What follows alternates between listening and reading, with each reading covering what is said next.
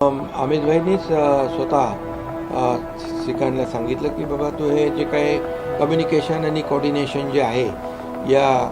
आपल्या शिवसेनेच्या त्यांचे आशीर्वाद घ्यायला गेलो होतो आणि त्याचबरोबर या खासदारांच्या मतदार क्षेत्रातल्या विकास कामांचे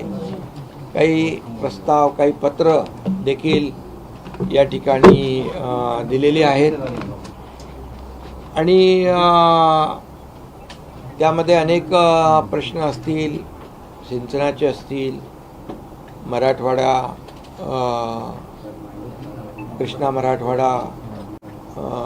सिंचन प्रकल्प असेल, रेल्वेचे काही प्रश्न असतील, त्याचबरोबर रस्त्यांचे काही प्रश्न असतील आणि काही वेगवेगळ्या प्रकारचे प्रत्येकाच्या मतदारसंघातले विषय होते आणि सर्व विषय कृषी विभागाचे काही प्रस्ताव होते, पंतप्रधान आवास योजनेतले काही होते, नगर विकास विभागातले जिथे नगरपालिका महापालिका आहेत त्यांचे विषय होते. अमित भाईंनीच स्वतः श्रीकांतला सांगितलं की बाबा तू हे जे काही कम्युनिकेशन आणि कोऑर्डिनेशन जे आहे या आपल्या शिवसेनेच्या 6 खासदारांच्या बरोबर अगोदरच्या 7 खासदारांच्या बरोबर ठेवून म्हणजे सोपं आहे ना, ते काम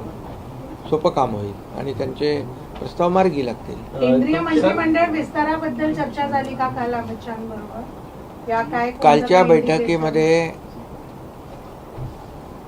या खासदारांच्या सूचना विकासाच्या प्रकल्पांच्या बाबतीमध्ये अतिशय साधक वादक चर्चा अति खेळीमेळीच्या वातावरणात झाली.